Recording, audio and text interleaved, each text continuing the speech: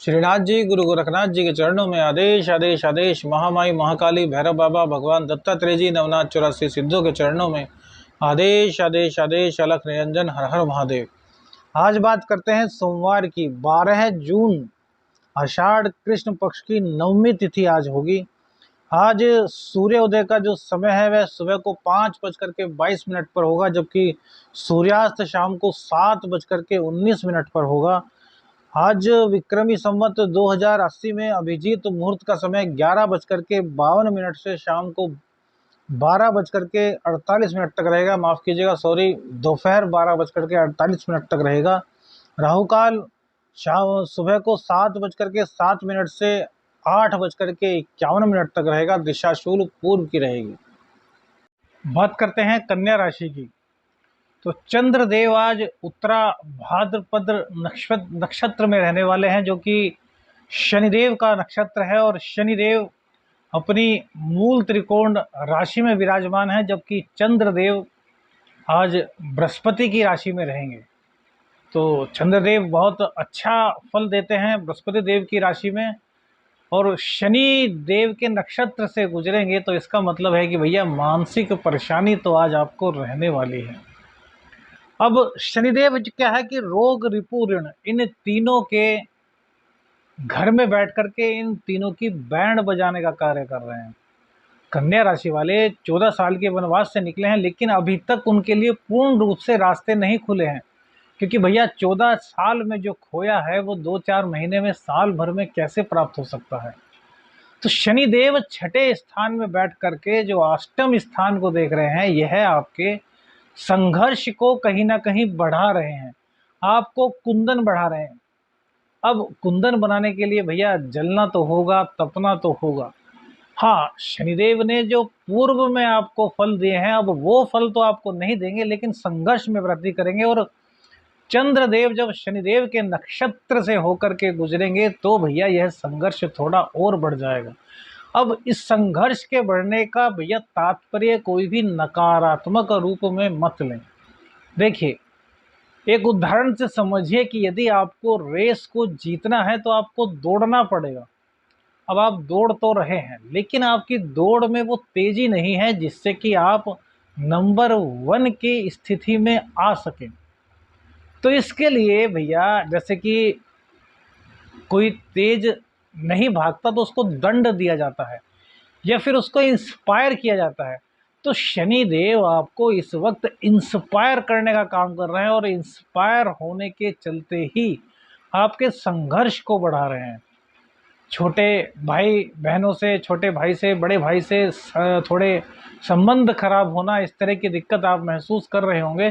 तो यह शनिदेव इसलिए कर रहे हैं कि भैया आप पर किसी भी तरह का कोई भी आपको सपोर्ट ना करे, आप अपने दम पर मजबूती के साथ खड़े हो सके। शनिदेव का तात्पर्य केवल इतना है। अब आप इसको गलत तरीके से लेंगे तो भैया बहुत चीज़ें हो सकते हैं, लेकिन पॉजिटिव वे यही है। शनिदेव हमेशा न्याय करते हैं, शनिदेव हमेशा निखारते हैं, शनिदेव हमेशा आपको आगे बढ़ने के लिए प्रेरित करते हैं। लेकिन शनिदेव चूंकि क्रूर ग्रह की संज्ञा दी गई है इनको, इसलिए भैया ये सुख भी देते हैं ना, तो वो दुख से होकर के गुजरता है।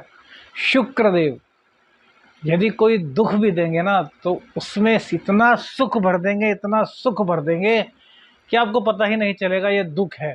और जब वो गुजर जाएगा, उसके परिणाम आपको मिलेंगे, तब आप सोचेंगे यार मैंने क्या किया, सिर पटक पटक कर रोने को मजबूर हो जाते हैं।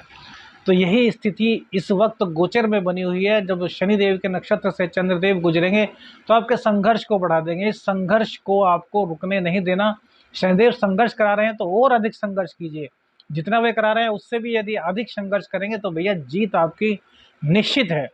एकादशेश का सप्तम भाव में बैठना दाम्पत्य जीवन के लिए बहुत अच्छी स्थिति है।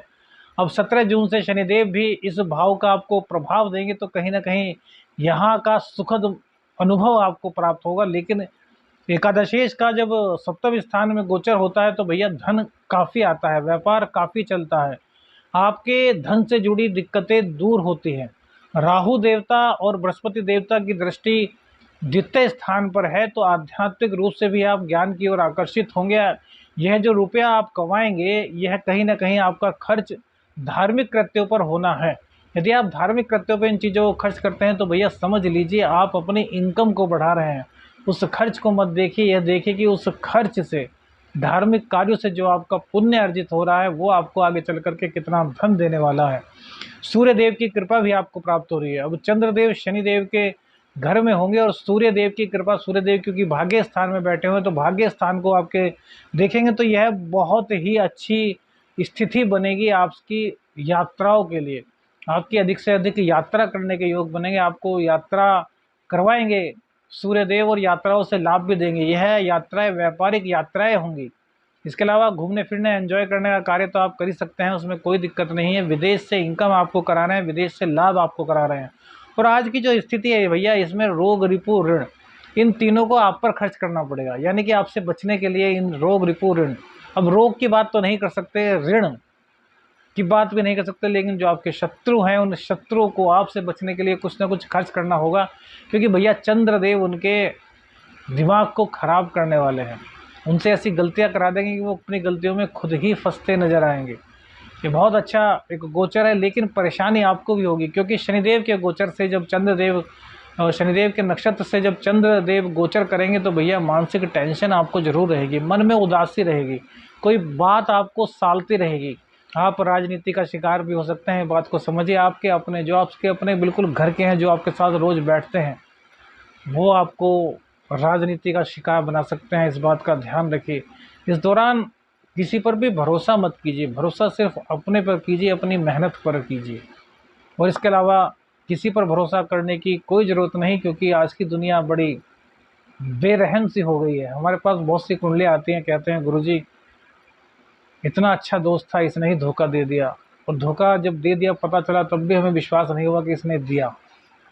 तो भैया बहुत कुछ होता है, तो थोड़ा इस चीज़ पर आपको एतबार करना होगा कि आपकी मेहनत ही आपके काम आने वाली है, आपके कर्म ही आपके काम आने वाले हैं, आपका पुरुषार्थ आपके काम आने वाला है। धन की प्राप्ति आपको हो रही है, भाग्य का साथ आपको हर हालत में मिल रहा है, शुक्र देव की कृपा। क्योंकि मंगल देव का नक्षत्र चेंज हो चुका है, तो मंगल देव का जो गुस्सा था वो अब समाप्त हो रहा है। धीरे धीरे आप गुस्से पर कंट्रोल देख रहे होंगे कि आपका गुस्से पर कंट्रोल होना शुरू हो गया है। जैसे कि आप अचानक से बहुत गुस्सा हो जाते थे, लेकिन अब आप देख रहे होंगे कि आपके अंदर चेंज आना शुरू हो गया है। अब क्योंकि युवराज के नक्षत्र में मंगल देव आ गए हैं, तो इस वजह से अब आपको गुस्सा उतना नहीं आ रहा होगा जितना कि आपको पहले आ रहा था।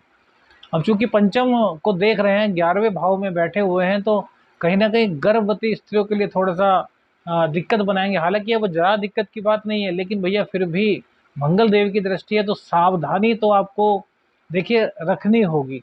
और इनकी जो दृष्टि है वो आपके द्वितीय भाव पर भी पड़ेगी, जहाँ की केतु देव विराजमान है, तो यहाँ भी आपको धन संचय के ये योग कराएंगे। अब देखिए तुला राशि है, और तुला राशि जो है वो शुक्र की राशि है, और मंगल देव शुक्र के साथ ही बैठे हैं, बुध के नक्षत्र से गोचर कर रहे हैं। तो धन जोड़ने के लिए भी आपकी स्थिति, आपको अभी 4-5 दिन पहले जो नुकसान हुआ होगा उस नुकसान की भरपाई ये करा रहे हैं। हो सकता है कई लोगों को तो नुकसान की भरपाई हो गई है, लेकिन अब धीरे धीरे ये भरपाई भी होनी शुरू हो जाएगी। तो कुल मिलाकर के यदि कहा जाए तो धन के मामले में यहाँ पे दिक्कत नहीं दिखाई दे रही। दिक्कत दिखाई दे रही है धोखा देने की, राजनीति आपके साथ लोग बात करेंगे। तो इस चीज़ से आपको बचना है, अपने विवेक का आपको प्रयोग करना है। आपको किसी की बातों पर विश्वास नहीं करना। आपके साथ वाले आपको धोखा दे सकते हैं, आपके ऑफिस वाले आपको धोखा दे सकते हैं। बॉस बॉस की आप माने तो आपको फायदा होने वाला है, क्योंकि सूर्य देव आपके 9वें भाव में बैठे हुए हैं। तो ऐसे में क्या है कि आपको बॉस की माननी चाहिए, बॉस ने जो कहा वह करना चाहिए। स्टाफ में कोई कुछ कहता है तो आपको उसको ना तो जवाब देना है और ना ही उसकी सुननी है, बस जो बॉस ने कहा है वह काम कीजिए। देखिए आपका कितनी जल्दी प्रमोशन होता है। यह स्थिति आपके लिए बहुत आनंददायक होगी यदि आप बॉस के कहने में चलते हैं। बॉस ने अगर आपको थोड़ा सा झिझक भी दिया तो आप कहिए सर आपका फर्ज है कि आप मुझे समझाएं, मैं आपका छोटा हूँ। तो आपका बॉस आपसे इस तरह इंस्पायर हो जाए कि यार मैंने उसको डांटा और उसके बाद भी यह मेरे को ऐसी बात बोल रहा है, तो डांटना तो भूल जाइए, आप पर वर्कलोड भी कम कर देंगे और आपके प्रमोशन के लिए भी वो तैयार हो जाएंगे, आपसे खुश हो जाएंगे। तो राजनीति का शिकार खुद को मत बनने दीजिए, क्योंकि आपके आसपास वाले, आपके स्टाफ वाले, आपके बहुत सारे लोग जो कि आपके साथ के हैं, वो आपको कहीं ना कहीं राजनीतिक षड्यंत्र में फंसा सकते हैं। आपका दिल सच्चा है लेकिन भैया क्या करें, दुनिया बड़ी बेरहम है।